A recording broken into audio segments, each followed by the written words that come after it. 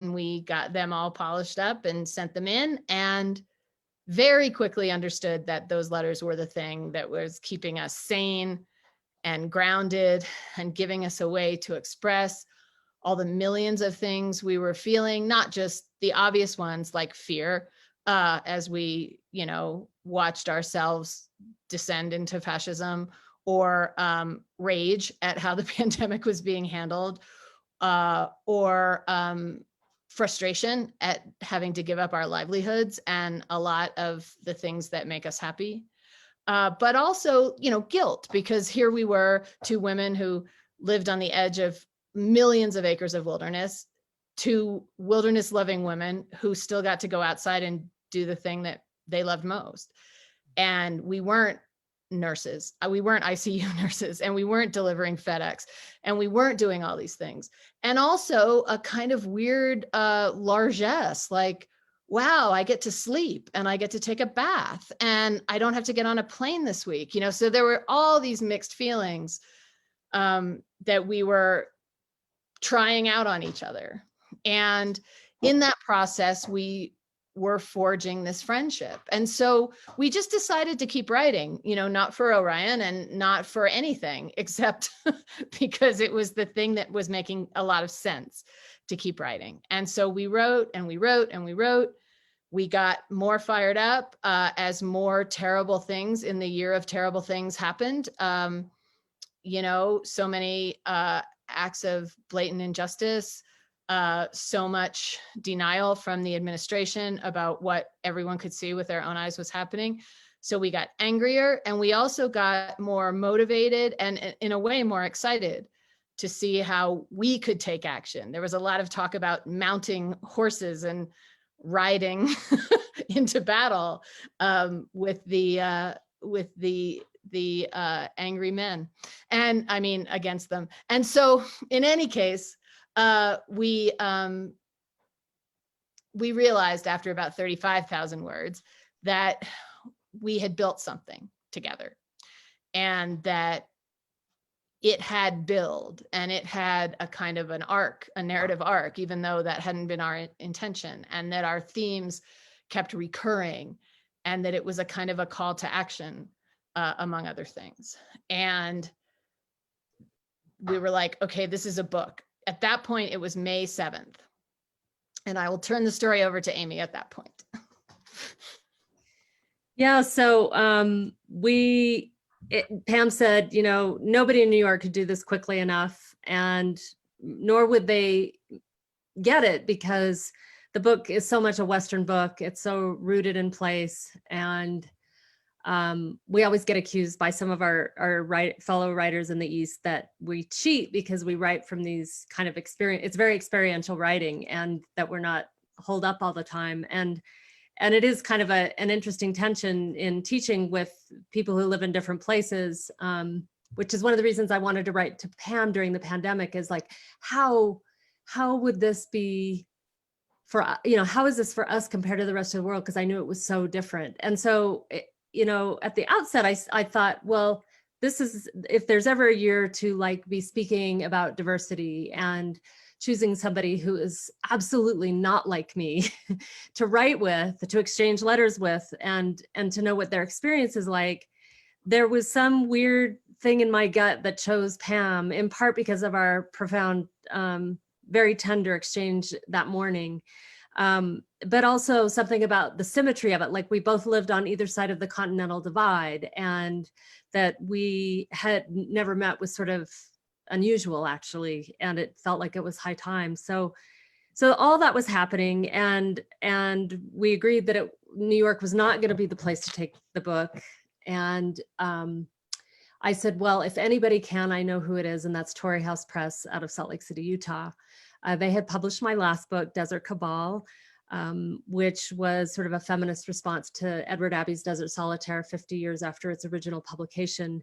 And I took some heat for the book. Torrey House Press took some heat for the book. And this small group of women, these amazing troubadours who were intrepid about every idea, every possibility about the book and getting it out into the world, just stayed with me, right at my back, stood with me and stood with the book. And I was so admiring of that kind of just unflappability when patriarch is bearing down on you and saying, you know, you have to do it this way. And we're like, no, thanks, we're going to go this way. So I said, let's ask them. Pam said, that sounds great, because she also really liked the book and admired Tory House Press for the same reasons. So I called Kirsten, the editor and publisher at Tory House, and she immediately said, whoa, whoa, whoa, we have a pandemic going on. We have probably the most intense election ever. Hopefully it's the worst we'll ever see, but you know, in the event that it's not, that's one more reason to write the book.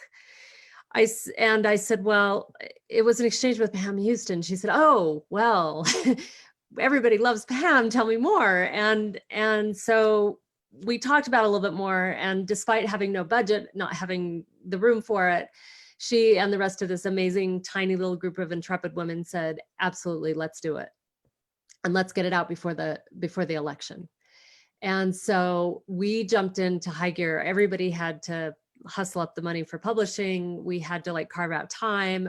Everybody dropped everything to make the book happen. It was like the most impressive kind of midwifery you can imagine. And Pam and I did 2 months of editing in the course of about 10 days around the clock, because the letters played off of one another.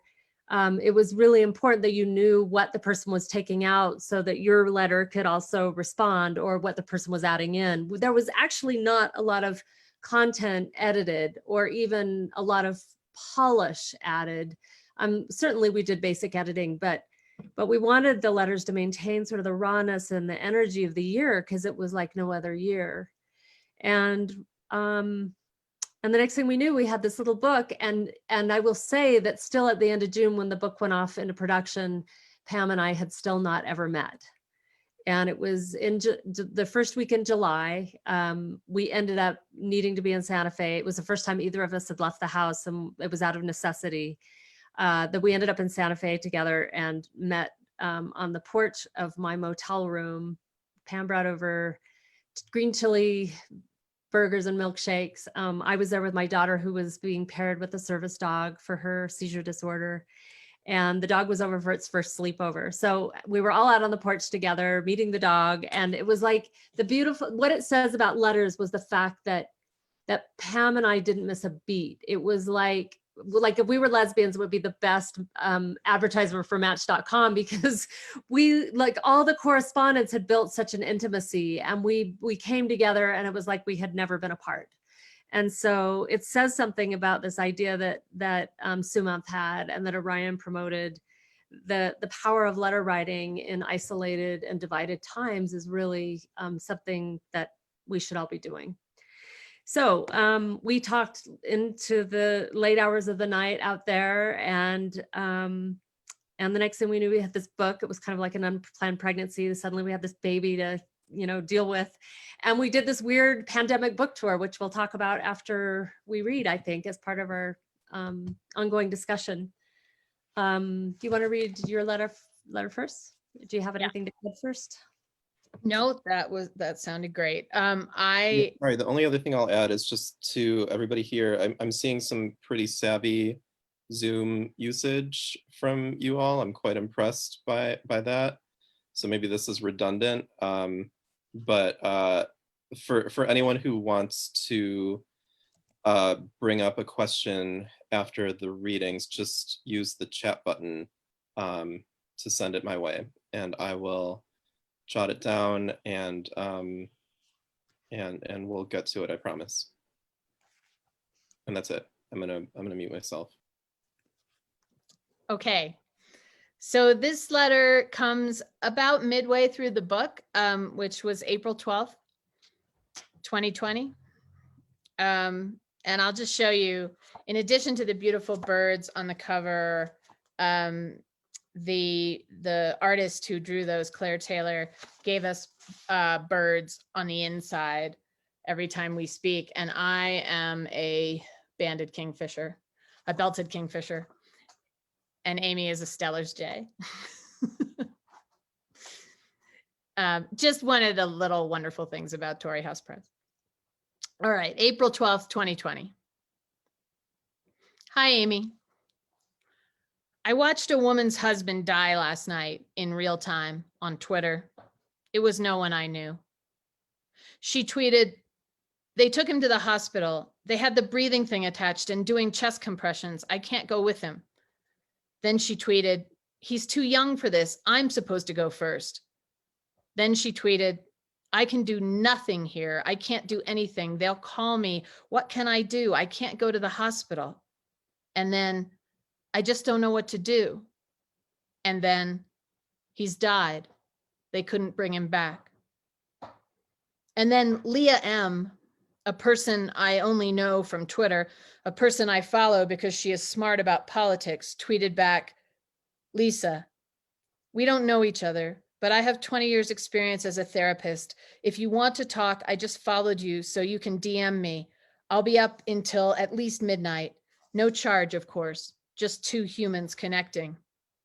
And then, "Can you drink something with sugar in it, some tea or juice, and make sure you're warm enough?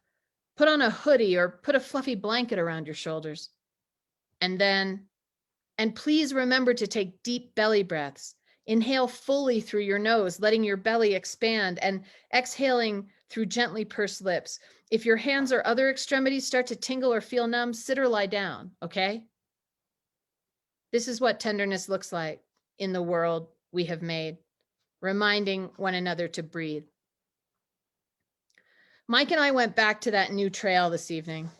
This is the only time it will be viable because it is snow covered all winter and the cows own it from mid-May till September. But right now it's heaven. There are at least 20 nesting pairs of bluebirds along 100 yards of creek. It's wind protected and alive with robins and mallards and geese and some little bird that looks like a towhee, but I think is too small to be one. I listened hard for the rattle of a belted kingfisher.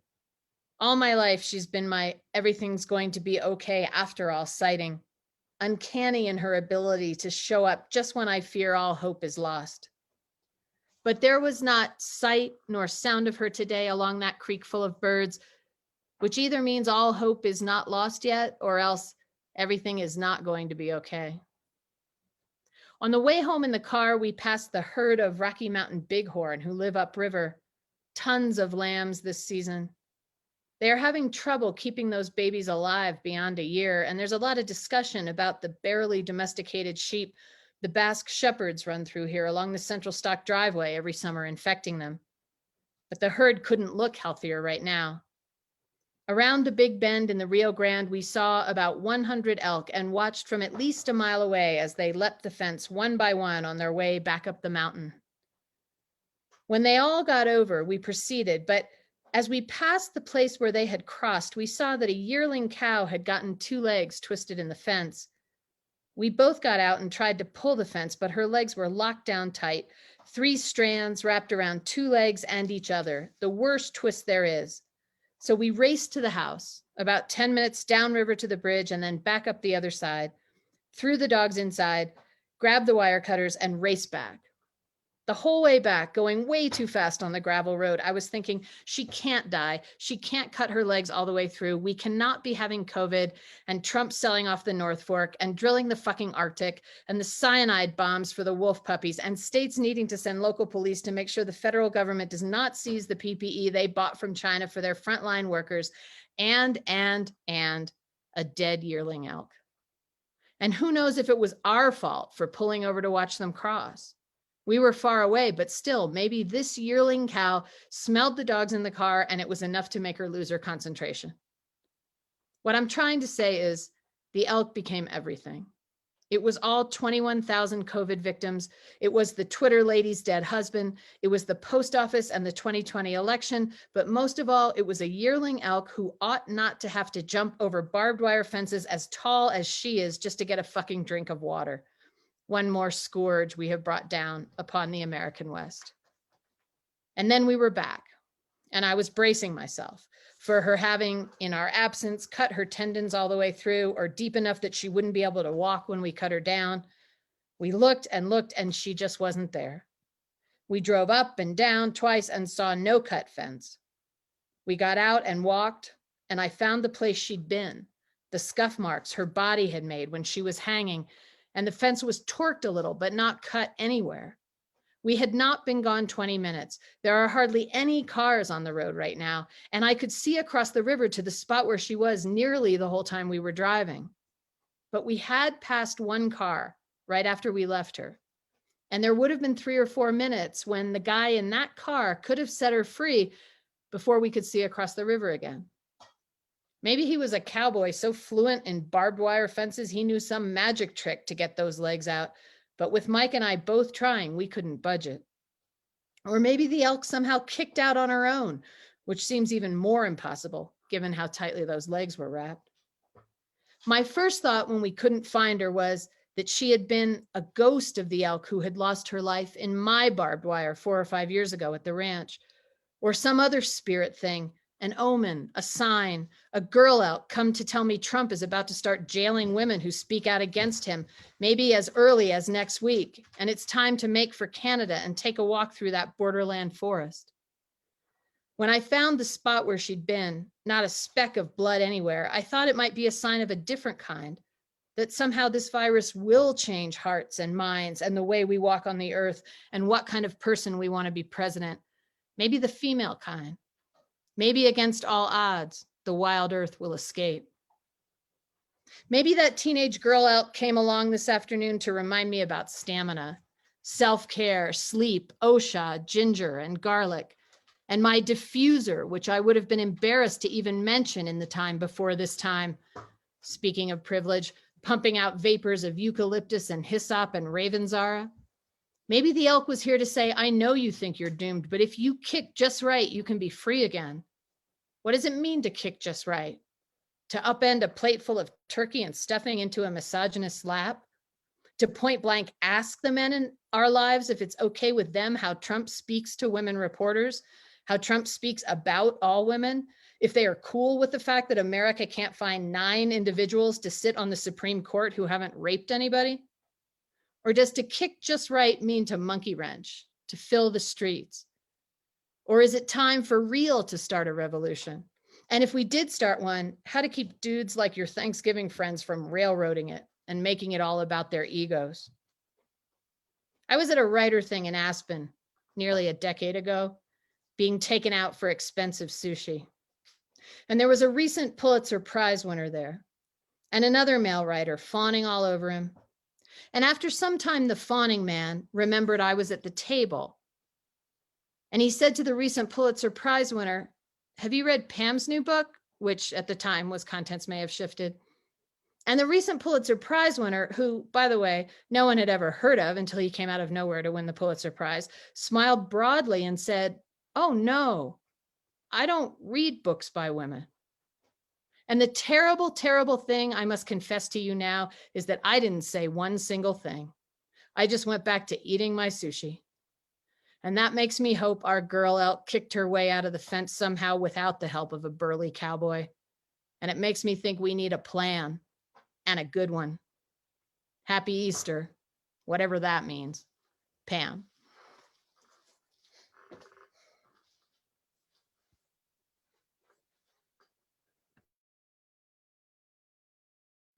Amy, you need to unmute. Sorry, the cat was being really loud, so I had to mute it. April 14th, 2020. Hey there, Pam. I know exactly what you mean about the young she-elk being everything. Oh, that younger you, not saying anything to the mean Pulitzer Prize winner. The fantasy I'm having is one where we pack his nasal cavities with wasabi. Then there's the younger me who at 19 flew to New York City with my mom's then boyfriend, a seemingly good guy who had gotten me an interview with Air France for a position as a ski resort liaison of sorts for American skiers who were visiting the French Alps. The job was to meet the Americans in the Lyon airport and take them via chartered bus to Courchevel, where I, if hired, would get them settled into their hotels and chalets, help them book ski lessons, meet them for dinner. I didn't know much French, save what I'd learned in high school, but I hired a tutor, practiced my tail off for weeks. Slept with a French conversational cassette playing all night long next to my bed because I wanted that job more than I'd ever wanted anything.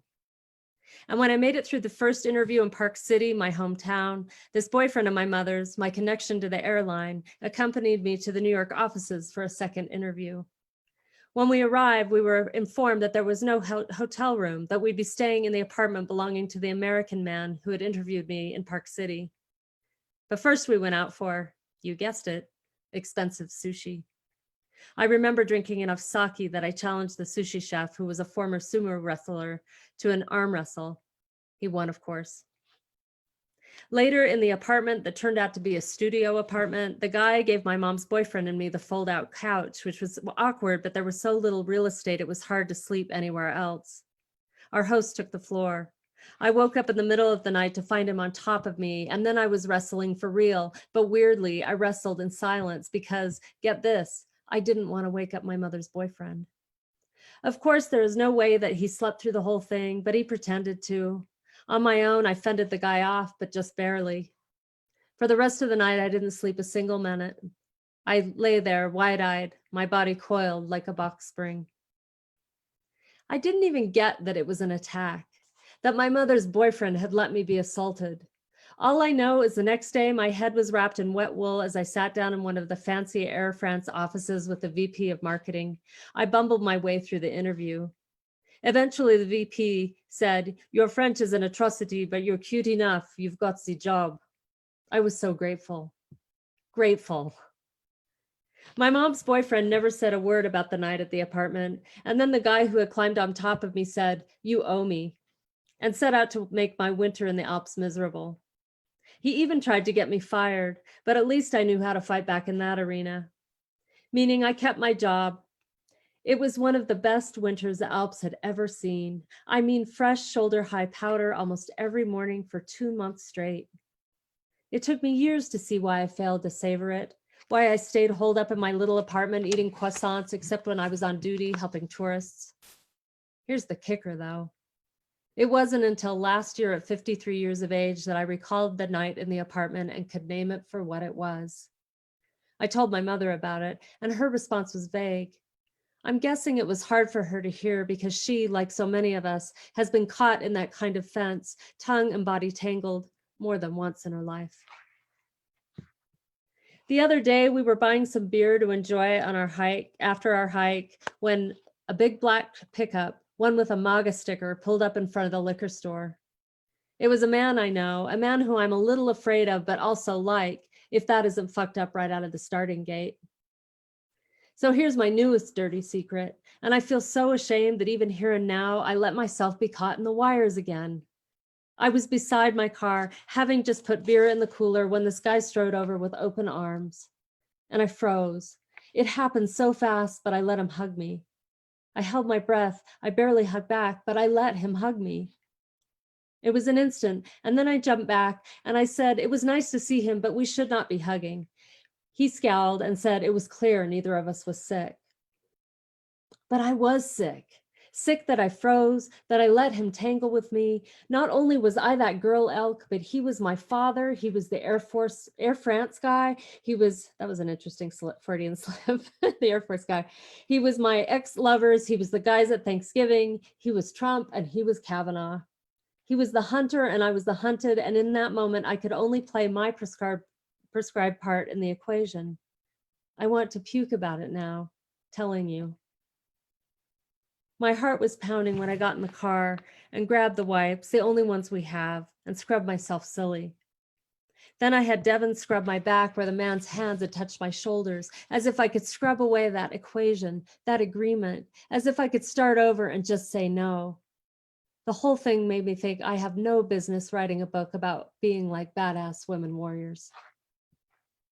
I have to keep looking beyond the fence, to the horizon, to know there is more out there, that I have every reason to keep kicking. I was ready to give up yesterday, and just then, there was good news from the Wisconsin election, the more fair-minded female judge who unseated one of the less fair incumbents, and this was despite all but 5 of 180 voting precincts remaining open statewide, and Bernie's endorsement of Biden. I watched their conversation this morning, and while I'm so angry because Elizabeth Warren, and I would say now Kamala Harris, really deserve to be endorsed by those 2 old white guys, I am glad to know there is authentic unity happening, that we are still capable of that. But before the election, we have a postal service to save, don't we? Or we'll just have to drive folks to the polls, even if we do it gloved and masked and the car windows wide open in an early winter storm. Which brings me to the hardest thing, or maybe it's all the hardest thing now. I refer to the dearth on Twitter to which you bore witness. Losing someone to the coronavirus is a lot like losing someone to adventure. They go up a mountain or down a river and there's an accident. You never get to say goodbye. You never get to see their body. The difference is COVID-19 patients don't die doing what they loved.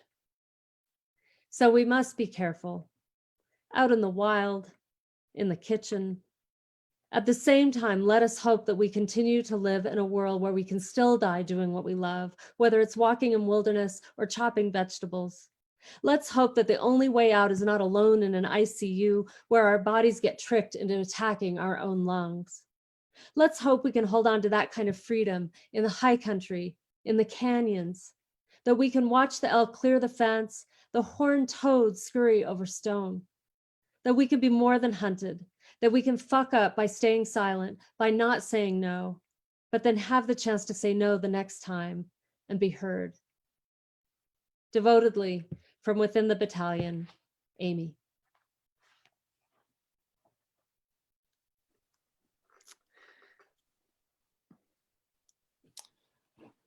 Thanks, you both. That was wonderful. Are we ready to go straight into questions, or do we need like a moment for anything? Well, I would like you to tell us about the editorial meeting, or however that went, like what made you guys come up with the idea of Alone Together, and just say a little more. I know you said something at the very beginning, but and I also want to hear why you picked Amy first. Yeah, well, those two go hand in hand because it was a really bad idea actually in the first place. I try really hard in my own work to I try to reduce risk as much as possible, which sounds kind of anathema to creativity and surprise, but there's just so much. Like I remember this one interview that I read with Wes Anderson where he talked about there was a scene in one of his movies where there was like a line of school children all dressed in white who just walked through the background of a scene and accomplished nothing at all. It was a purely decorative element. And the interviewer asked him, like, why did you do that? And he scratched his head a little bit and he was like, I don't actually know. I at one point when I had a brain for the whole thing, I wrote down that it needed to happen and I kind of trust that version of myself. And so I really understand that, because in the moment of execution there's so many surprises that you just want something to trust. And so I try to go for ideas that are really solid, and this is not one of them at all. This is an idea that lives or dies with the spirit of the people involved, which is a huge gamble. And it was very out of character for me, and I think that was why Amy was the first person who came to mind, because it would have been a miserable failure without the full-throated support of someone who's willing to just throw her whole self at it and really like fully engage without a single moment of hesitation, and invest everything that a person can invest into a crummy little idea like that. And so it couldn't have happened without either of you. It really, the the dimension that you added was the thing that made it more than self-serving nonsense. You said in your email to us, if you guys just talk about soup recipes, it'll be okay. I was just going to say that, Pam, because that really stuck. I remember repeatedly we were kind of like, well, we're way beyond soup now. Yeah, I mean, I had a hunch. It was a moment in time when everything that everybody talks about is euphemism. Every word that you say is euphemism for I don't want to die. I don't want my friends to die. I'm so terrified. And I'm losing control of every moment of my life, and it terrifies me. And every bowl of soup that you, I was gonna say fry, but that doesn't make sense. Simmer, whatever the verb is a euphemism for that. And so I just had a hunch that whatever you both came up with was going to be incredibly, vulnerable and instructive to those who were fortunate enough to eavesdrop. Well, it's interesting you say that, because I had a note from a male author, a white male author, older, who said, this project is quaint, but it just doesn't grab me like your real literary writing. And I suspect you to, at that point, it was about to become a book, and I suspect you to like each other too much for this to have any sort of dramatic tension to it. I thought, and therein lies the problem. Like, therein is why we took this in the direction we did. And God bless you for sort of leaving it wide open, because we found our way to the problem that is the umbrella for all the problems of 2020, which is patriarchy, and a profound disconnect from the planet as an actual body, a living, breathing body that supports us. And I just remember thinking also, aren't we done with it? I mean, there's been enough dramatic tension, right? Like, how about, can the MFA nerd in me come out for a second so I can nitpick that comment? Go for it. That comment makes me so angry, because it's this whole ridiculous, I'm gonna lose every Orion subscriber in the world right now, but it's this whole ridiculous Jane Austen, Ray Carver school of literature that relies entirely on the idea that nothing is interesting unless everybody's an asshole to each other, right? Like the thing that makes dramatic narrative compelling is when people are unable to communicate with one another, or they treat each other miserably or whatever. And if you go to a single Jane Austen or a single Ray Carver story, and you call a timeout and you gather all the characters together, and you're like, look everybody, just be nice, and speak your feelings with confidence and clarity, and be kind, the book would be over in 5 pages. And the stories that are really compelling to me are the ones where the conflict comes from outside of the body, because that's the world. That's the world of actual problems. And it's just ridiculous that somebody would come to you and be like, well, you two are friends and you're just going to be agreeing with each other, therefore there's nothing to read. Two friends agreeing with each other in a miserable world is the greatest book of 2020. You know what I mean? It's just crazy that whoever this idiot is would even bring that to you. Well, I know, and he got an earful, because it's the other thing was, I don't know that you can raise your voice to Pam Houston, and I thought, you really don't know me, because the problem I have is raising my voice too easily, and that was something that Pam and I shared, was this collective female rage about, which is very different from kind of the hater anger that I think certainly the other side has been thriving off of, and I think is the problem that we're dealing with now, is how you recover from that kind of rancor.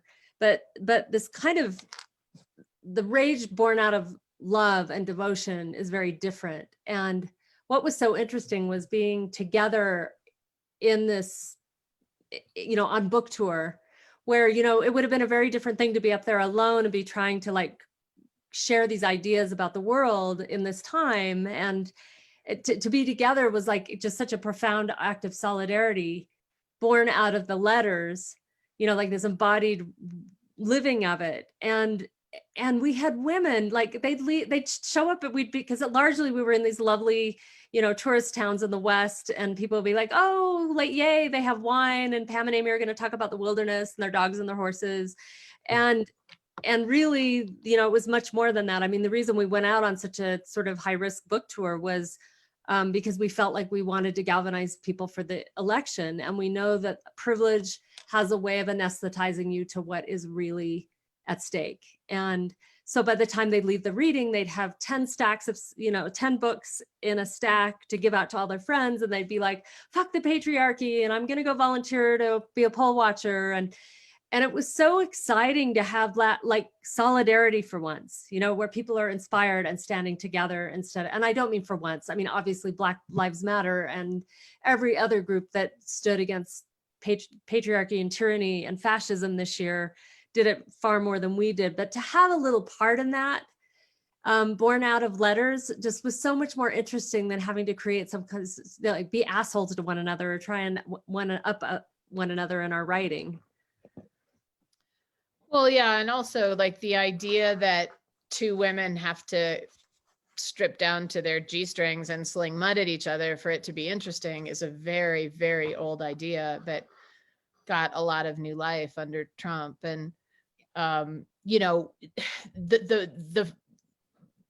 fact is we didn't want to fight. Like that's the bottom line. We didn't want to fight. It never really occurred to us to fight. We were talking each other up off the floor often. We were talking each other out of our fear balls and our grief as the numbers mounted.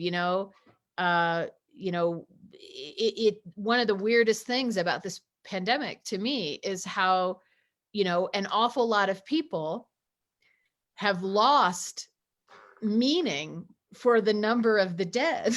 There are going to be 300,000 grieving families, and that's so astonishing, and so we, it helped to be able to hold that idea and not deny it or become anesthetized to it by holding each other up through looking at what was actually happening and looking at the Clean Air Act being dismantled and looking at the Clean Water Act being dismantled and looking at the Arctic being drilled. I mean, we could go on and on and on. And if you have company to turn together and look at those atrocities, you can identify them as atrocities and not become inured to them, and that was why it was important. I mean, it's not important. That is why the letters went the way they went. That's just how they went. Like there wasn't ever any like, oh, this would be cooler if we started, yelling at each other. Like it just would have never come up. It wasn't in the room with what was happening. Okay, but in the spirit of arbitrary literary feuds and mud wrestling, I'm not going to ask you to say who the Pulitzer Prize winner was. But I have this dream that it was Marilyn Robinson. Can you please tell me if it was Marilyn Robinson? Because the idea of Marilyn Robinson having a beef with all women writers is the greatest thing I've ever thought of. Was it her? It was certainly not Marilyn Robinson, nor any other woman. I believe I said that. All right. I'm gonna bring up some questions from attendees. This one's an easy one. Were any of the letters handwritten? They were not. We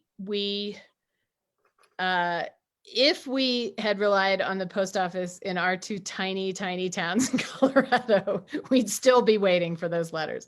So no, they were emailed and they were typed. At least all of mine were typed into my computer. But what I want to say in addition to that, two things. One is that they were typed with great care. I mean, they were not like dashing off an email. It wasn't like, hey, what's going on at your house today? I mean, they were documents that we opened in Microsoft Word and then wrote with great care over a period of many hours or days, and then we emailed them. So they were letters, you know, even though they were not handwritten or put into envelopes. That brings me to a question I've been wanting to ask, which also gets to the snarky comment that somebody said to one of you about like this being a contrast to your quote unquote literary work or whatever. Same dude. Same dude, sure.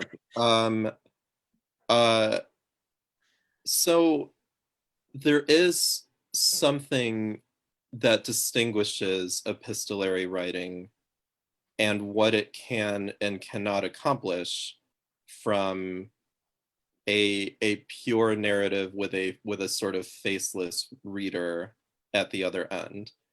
And the best way I could think of to characterize that is to say that it's sort of like creating the, I don't know, that's not right. I was going to say it's creating the illusion of privacy, but that's not true because it's not an illusion. It's recreating the experience of privacy, I guess is a way to put it.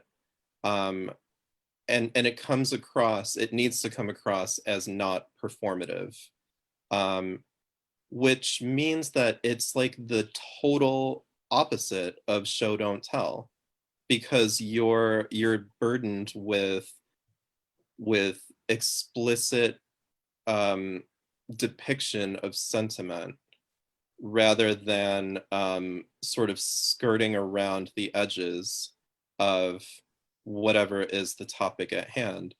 And I just wonder, you both are such teacherly figures to me, and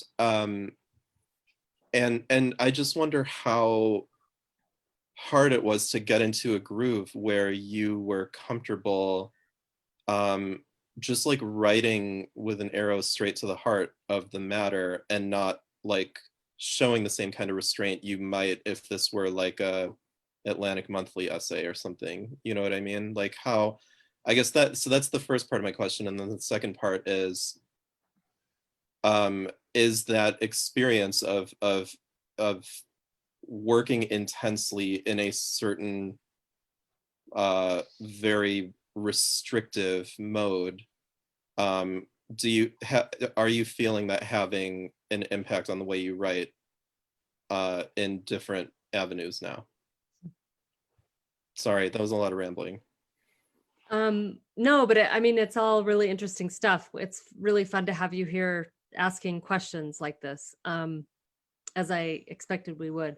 You know, the first thing I want to say is that the letters actually weren't performative after the ones we turned into you, because we were just writing for ourselves, and we didn't imagine that, we had no idea, no ambition that this would somehow become a project, which is what was so extraordinary. Was that like one day we all of a sudden both went, maybe we have something here.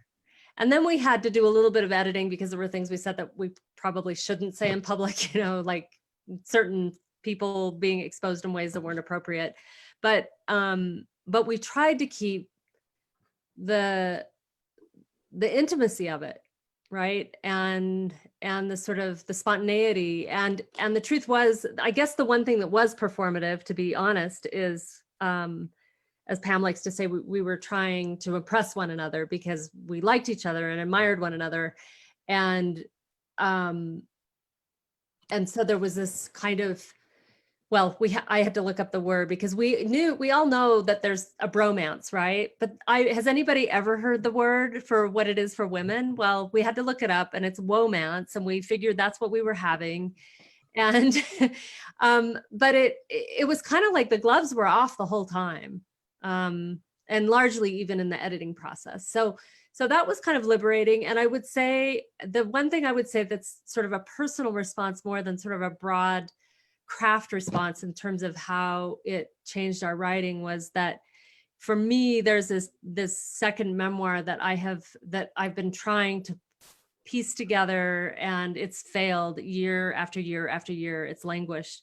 And it was through this conversation that it became very clear, because we do talk about that story in the book about motherhood and how you sort of muster that women warrior energy that we all have in our DNA from way back when women actually were fluid partners with men on the battlefield and on horses and that kind of thing. And that there was something about the conversation that allowed that to finally take the right shape. Yeah. I have some ideas.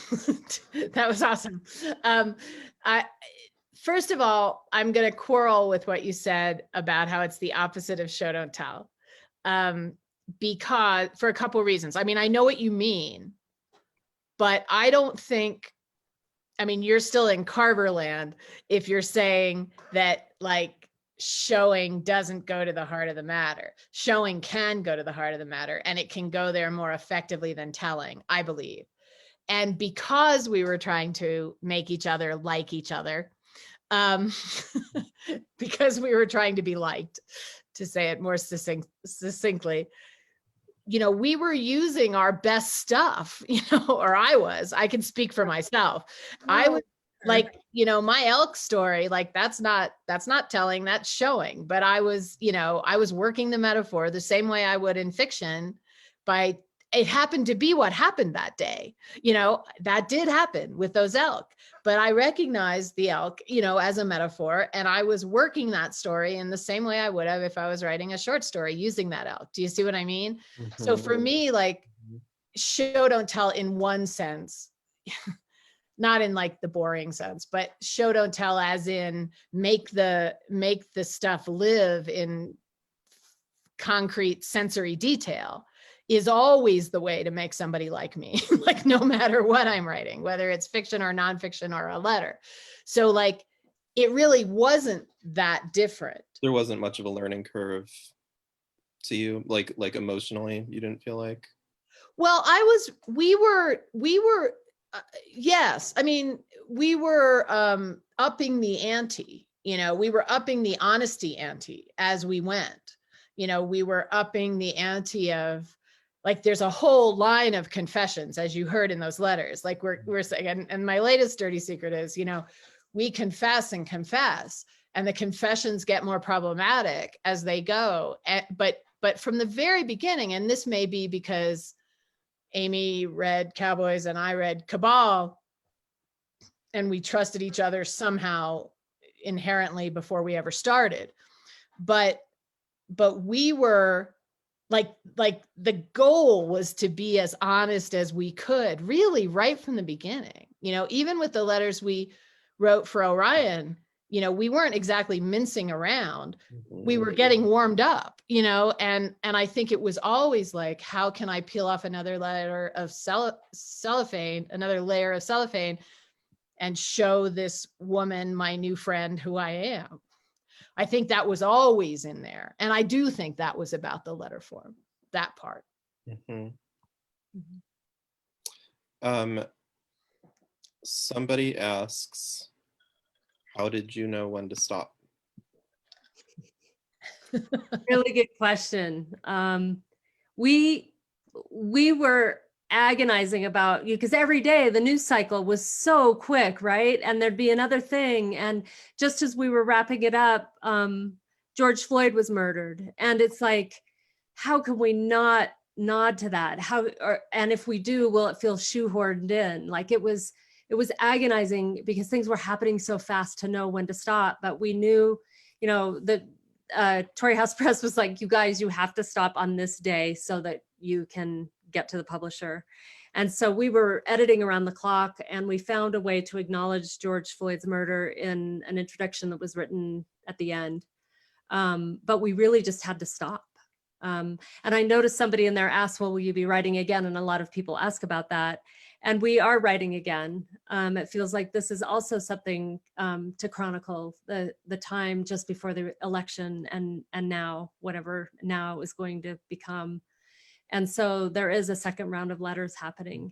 And who knows what that looks like. I think to answer, I noticed that Rachel Fury, who is a former student of mine and another wonderful writer, asked about how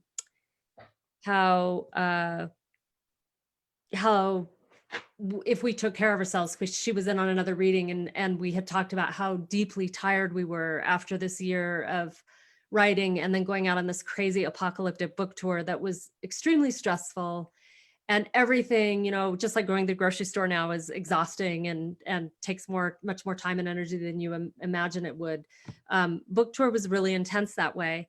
And so she asked, have you guys finally found a way to take care of yourselves? And I think that's part of the next chapter is both of us don't feel like we can continue to live and work the way we have in the before and in the during of the pandemic. Like, for many of us, I think we're realizing, you know, we can't keep living the way we were living. There are many things that were unsustainable.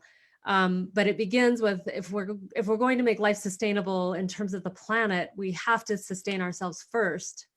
And I think both of us have spent a lot of time in the last week, at least, finally getting some sleep and not writing our letters so intensively and trying to, you know, just recover and see who we are now. Like I sort of feel like we got to the election, we gave it everything we had. And again, this is such a small thing compared to people that were out there really like Stacey Abrams and what she managed to pull off in the South.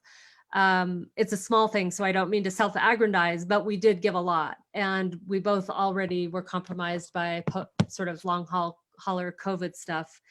And so, yeah, it's a real reckoning. We'll see what the next letters look like and the next writing. Yeah, one way that my writing is a little different post-COVID, and I think this book has something to do with it, post-AIRMAIL and post-COVID and post-Tory House Press, those things are all together in my mind, is that I'm not gonna try to please anybody ever again. You know, like with my art, you know, and I mean, that sounds maybe very obvious, or like I should have known that 25 years ago, or that I don't really mean it. And when push comes to shove, I'll do what my, you know, publisher wants or whatever. And of course, you know, all those things are true in a certain way. But I think, you know, I think the fact that this year revealed so many of the ways that we are beholden to systems that aren't good for us, you know, it also came down to a personal level and an artistic level, like all the ways I've tried to please, say, for instance, the New York publishing universe. And, you know, they won't be pleased, you know, not by me. And so I may not try to do that anymore, you know, and part of that is just the generosity and the yes saying of Tory House Press and Orion Magazine and all the people I have worked for, Terrain Magazine and this new magazine called Air Light, all these beautiful publications that are kind of into me doing exactly what I want to do as an artist. And in a way, like writing these letters and making this book out of something that was absolutely life-saving and full of pleasure was just like, oh, there's this other model. Like you don't have to put yourself through, you know, an old-fashioned washing machine to please people to make your art. And so I think this has set me on a path of a different kind of writing where, not a different kind of writing, where I trust my own instincts more. I guess that's the simplest way to say it. That's honestly the most exciting several dozen words that you could offer to those of us who follow your work. it's really heartening to hear that. Probably like 80% of my job is shaking writers out of that really claustrophobic set of expectations that they have been raised to revere, and telling them like it's really okay to just like it's okay to just full stop here and put a quote from like Roland Barthes in the middle of your essay and then go back to it. Like that's fine if you want to do that. Like it's all of these things are okay, that and sort of relearning how to trust your instincts, and any notion that this project might have nudged you a little bit in that direction or encouraged your bravery in following those instincts is really just beyond rewarding for me. So Well, this is why we love Orion. I mean, seriously, there's not so many publications that are out of the box, out of that box, and Orion is one of them, and we all know it, and it's especially one now that you're in charge of it. And we don't, we're completely aware of that. that is general knowledge. And so that's why it's so exciting when you ask us to do something. Seriously. I mean, there's not that many publications who think outside the box and encourage us to in the same way that Orion does. There are a few, but Orion is certainly among the best of them. Well, there's not so many people that whom we would trust to kind of lead us blind, knowing that wherever they take us would be a place we were grateful to be led to, and the two of you could show up on our doorstep with an opera and we would be here for it. You know what I mean? Like it's our immense fortune to be able to support your work. I want to get to a couple more questions before we sign off tonight. One comes from somebody who says, with the two of you not knowing each other very well before starting on this project and jumping immediately into such vulnerable correspondence with one another, how would you characterize the ways in which your friendship is different than a typical meet cute? By which I guess I mean, a friendship where you are introduced by mutual friends at a bar or whatever. Obviously very different kind of trajectory. Yeah. Does it feel all that different, other than the intensity of companionship over a very short, sort of condensed period of time? Does it feel categorically different because of the fact that so much of it was through words and not through bodily interaction with one another? Or is it all pretty, is one mode of relationship able to carry the momentum when others are not present? Right. Can you just solve the mind-body problem for us tonight? Like, just figure that out, please? Yeah, I remember Adrienne Rich's very famous essay about the lesbian continuum and the way there was sort of the heteronormative relationship and the homosexual relationship, but there was this whole spectrum of the way women related to one another that was very deeply emotional, very intimate physically and emotionally. And I feel like what I learned was that as physical as my relationships have been with women I've, ridden horses with or done big climbing trips with, Pam and I had done so many of those things apart but all we had were the letters, but yet there was still some sort of embodiment that still happened. And it's unclear to me if it was sort of just the nature of femaleness, whether it happens in a cisgender body or another body, it doesn't matter. It's that femaleness of connectivity that I'm talking about, and intimacy, and vulnerability, I think is the most important word there, actually. It's unclear to me whether it is because we had those very embodied experiences separately, but we knew about them in one another. Like I really understand what it is to try and get an elk out of a barbed wire fence. Like I have done that, and I've had to shoot a fawn that was trapped in a fence that I couldn't get free. And, you know, with my eyes running and snot running down my face, and, you know, that sort of like everything that comes to bear in that moment that most of America doesn't really identify with anymore. And I knew Pam, you know, it was very clear before I even had my first conversation with Pam that she understood those things. So I don't know if it's that alongside of the writing, but I know the writing carried us a damn long way. And by the time we paired up together on book tour, and we had sort of shored one another up along for several months, the sisterhood was pretty powerful. I mean, it was physical. It was like you could stand together and feel it. Yeah, I would add something to that, but first I want to just say that I miss a lot of the language changes, but that is the second time I've heard meet cute this week. So like, I feel like I'm on some kind of trajectory. In any case, you know, it's such a great question, and I feel like I want to think about it for, you know, a year. But just briefly,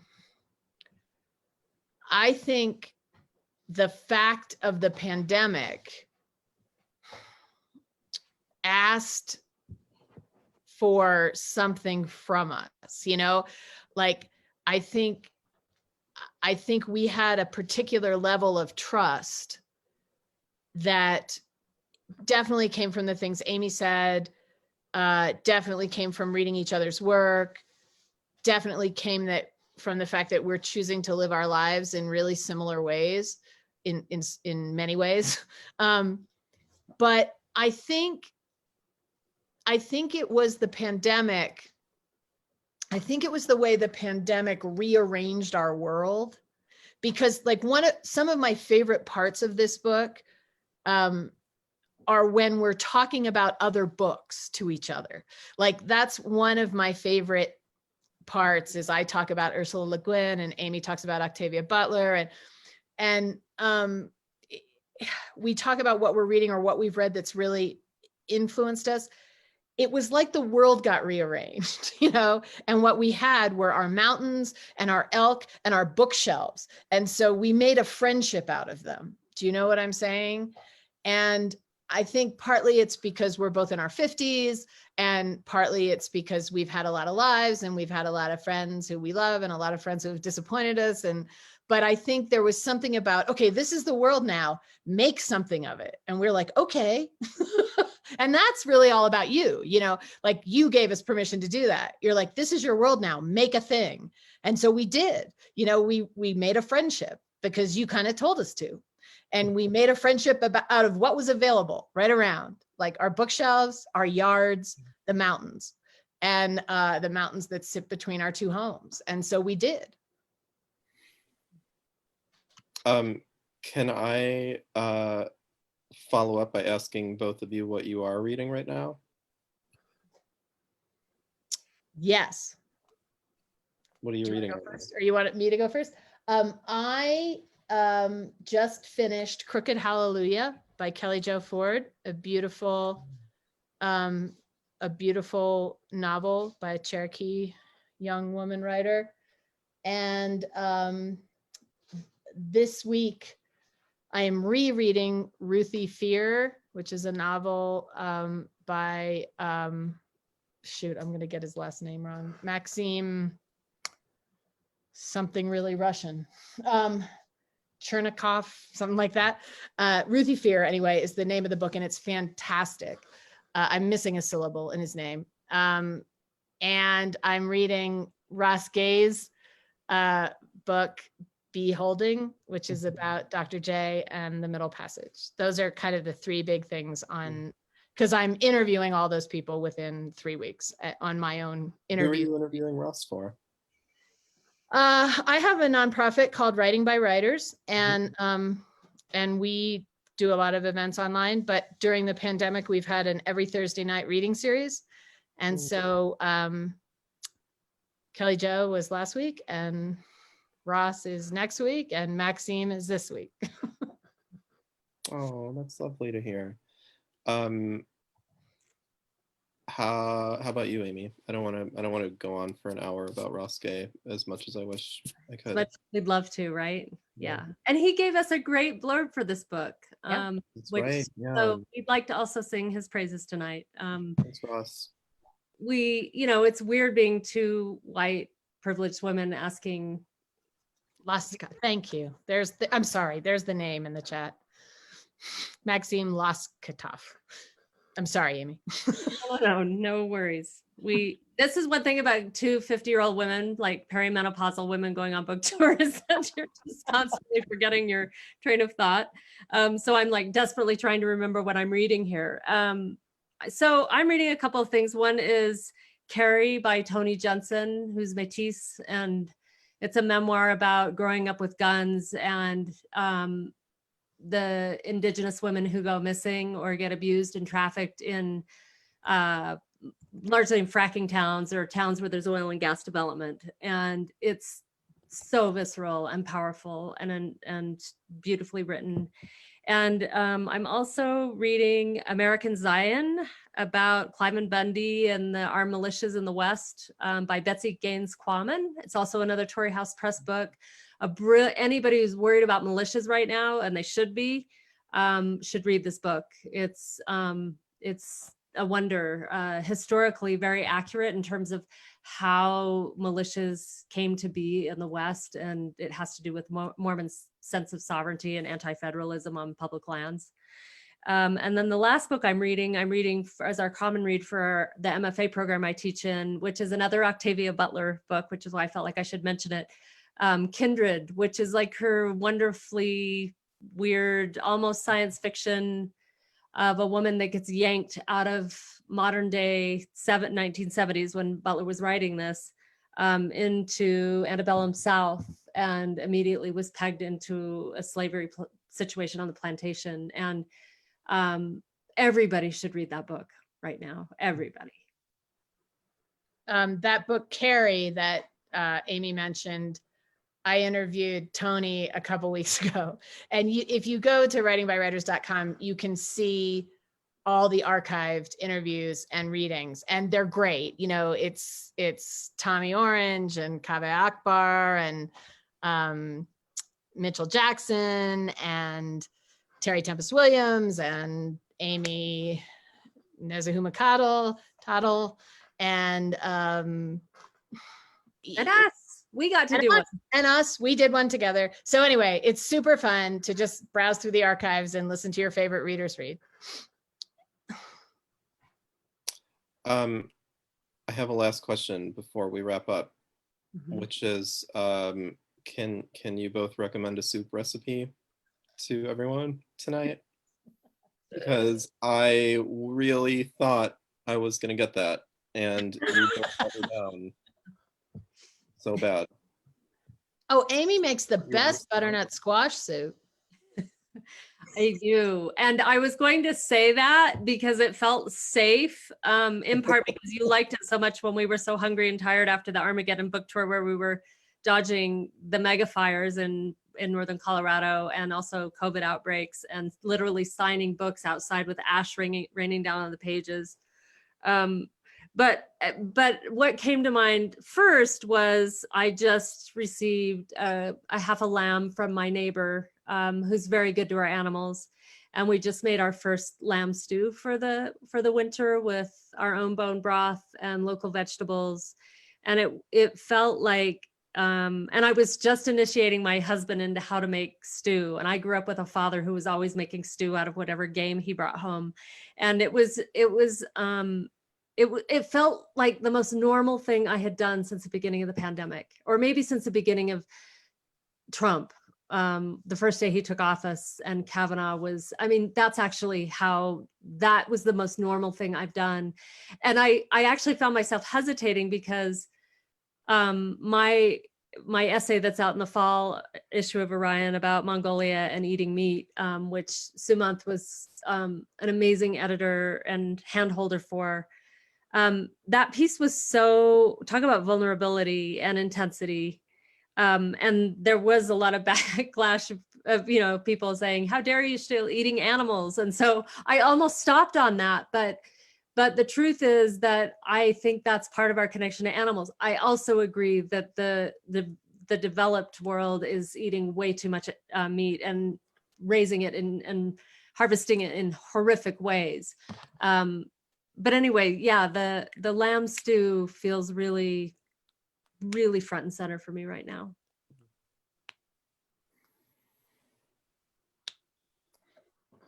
What's your soup? I don't have a soup with a story, I don't think. But you do have an amazing repertoire. Pam is an amazing cook. Okay, I love my green chili chicken stew. So like a whole chicken in the pot. And by the way, I mean, I think, Amy, that, I mean, I'm a believer in vegetable rich diets, and I'm also anemic. So it's hard for me to really feel good without some meat. And I think soups and stews are a great way, right, to eat a little meat with and a lot of vegetables. But in any case, it is chicken bone broth, a whole chicken, sweet corn, lots and lots and lots of green chilies, a can of Great Northern beans, 3 or 4 turnips, cumin, and other spices to taste, and 1 Fresno pepper. Okay, I'm committing that to memory. I can send it. I can email it to you. Email it to me. Better yet, the day we can all be together, we should make that sounds nice. Stews for you. That sounds nice. I think we're close to time, so I'm gonna say the stuff I'm meant to say. Oh, Amy, you're teaching one of our workshops, right? Yes. So yes. Both of you have been such storied and iconic figures in Orion's writing workshops, which have recently shifted to being online, of course. And I don't imagine it will be long before you both have workshops with Orion again in the future. And so anybody who's interested in studying with these two should keep their eyes peeled on our, I don't know, wherever we publish that stuff, Instagram probably. Yes, and definitely on the Orion website and the Orion website and Facebook. They come out because they're now being taught sort of seasonally. So we're in full swing for these fall classes. There's a number of us teaching our own workshops, and they're about 6 weeks long. They're quite in depth, and there will be another set in the winter after the first of the year, and then again spring. And boy, if we can't be together in the summer, yeah, that's great. Yeah, and the classes are full and really, really great people and amazing conversations. Exactly the kind of thing you would expect from Orion people. Yeah, it's an amazing, it's a really, really amazing lineup of authors. And as tonight hopefully has shown, it despite not being in person, there is infinite potential for it to be a private and trusting and incredibly meaningful sort of meeting of the minds.